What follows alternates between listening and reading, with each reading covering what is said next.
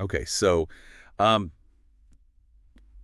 today let's dive into something I think, probably a lot of us have wondered about at some point, Yeah. how men really perceive women's bodies. Right. Specifically, when it comes to down there, it's kind of like a taboo topic. It is. But we're going to tackle it head on today. Yeah. With some fascinating research. Absolutely. That might just surprise you. Yeah, this research is so interesting because it goes beyond just asking men what they think.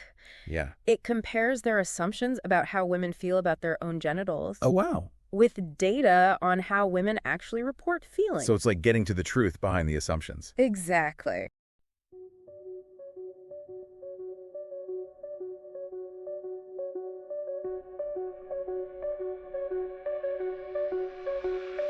Data on the screen, numbers come alive. Male, female flows where the patterns thrive. Visual charts, public colors unify. Gender decoded, bringing truth to light. Small drum fill.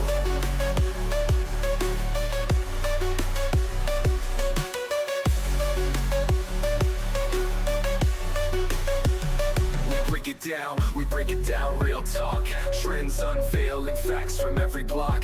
Here's your insight, watch the data glide. Gender decoded, let the beats collide.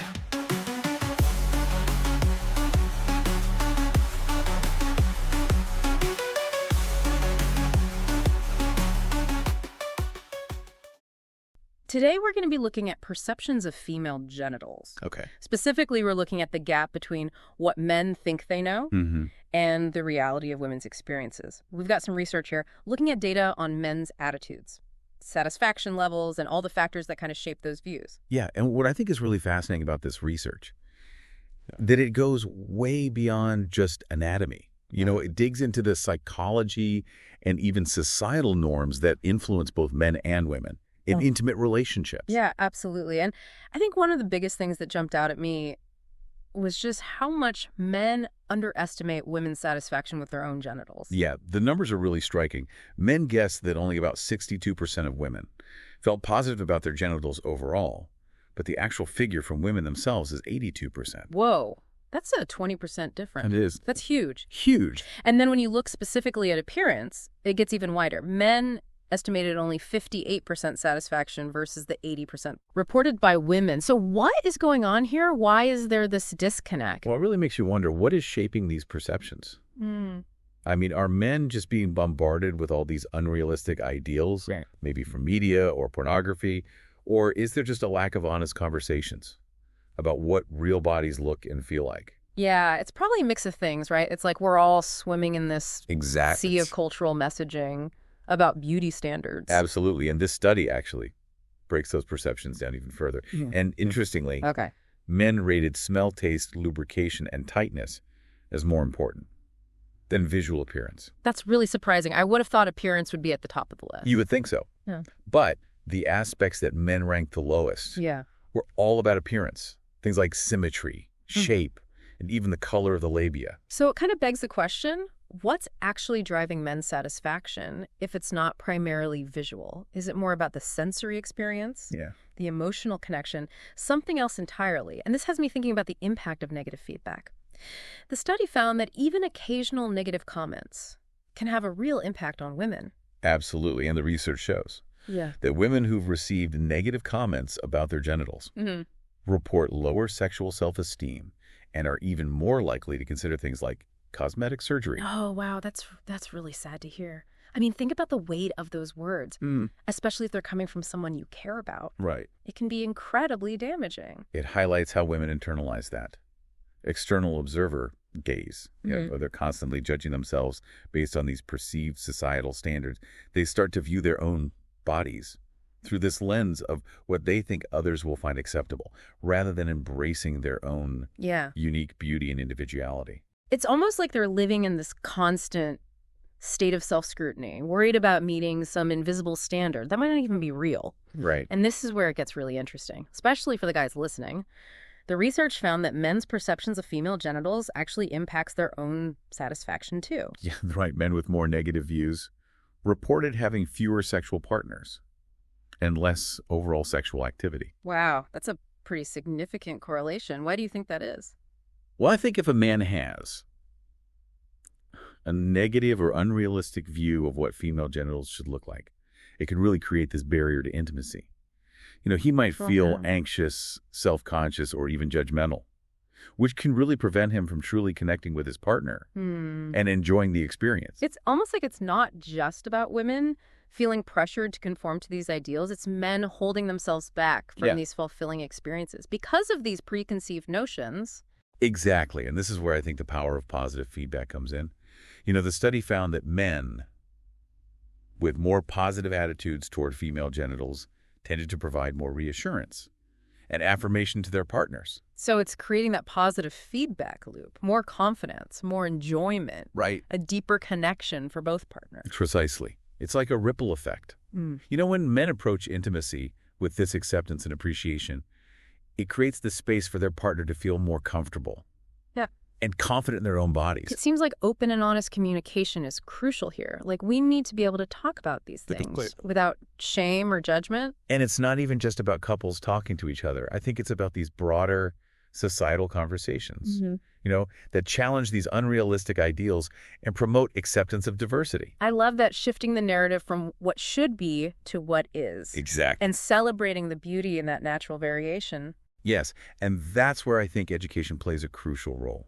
We need to provide accurate and inclusive information about bodies, starting at a young age. Yeah, sex education shouldn't just be about the mechanics of reproduction. It should also address body image consent and healthy communication in relationships. If we can empower people with knowledge and understanding, we can really start to break down these harmful stereotypes and misconceptions. Okay, so we've talked about the perception gap, the impact of negative feedback, and the role of societal messaging. But what about the practical implications of all of this? How do we actually apply Yeah, that's a great question. these insights to our own lives and relationships? I think one of the most important takeaways is just the power of positive feedback. And it doesn't have to be, these grand gestures or elaborate compliments. It can even be the little things, like a simple, I love your body, or you feel amazing. Can go a long way. But it has to be genuine. It's not about saying what you think your partner wants to hear. It's expressing that authentic appreciation and desire. Authenticity is key. And it's also important to remember that positive feedback isn't just verbal. It can also be nonverbal. Oh, I like where you're going with this. Tell me more. Well, think about things like eye contact, touch body language. All of these nonverbal cues can convey a really powerful message of acceptance and attraction. It's about being present in the moment, really seeing and appreciating your partner for who they are and letting them know that through your words and actions. Exactly. And that kind of positive reinforcement can be so empowering for both partners. It can foster intimacy, build trust, and even create a more fulfilling sexual experience overall. Like we're building a foundation of respect and appreciation, which allows for greater vulnerability and a deeper connection. And that's where the magic happens, when we can let go of all of our insecurities and judgments and just be present with each other. That's when true intimacy flourishes. I love that, embracing the messiness and imperfections of real life and finding the beauty and the uniqueness of each individual. We're all different, and that's something to celebrate. And that kind of brings us back to the importance of education and this open dialogue. The more we can normalize these conversations and challenge these unrealistic ideals, the more we can create this culture of acceptance and body positivity. Absolutely. Knowing this research and these statistics is a great start. But it's up to each of us to change our own attitudes and behaviors. So what does this all mean for you, dear listener? How can you apply these insights to your own life and relationships? This research has really gotten me thinking about how powerful our perceptions can be. I mean, we're talking about something as personal and intimate as our bodies, and how much these outside influences can shape how we see ourselves and others. It's true. We absorb all these messages about what's attractive or desirable without even really realizing it. And those messages come from everywhere. Our families, friends, media, even just conversations we overhear. So what can we do about it? How do we break free from those potentially limiting perceptions and start embracing a more accepting and inclusive view of ourselves and others? Well, I think self-awareness is a great place to start. Take some time to reflect on your own beliefs and attitudes. Where did those perceptions come from? Are they based on accurate information, or are they being influenced by those external messages that we were just talking about?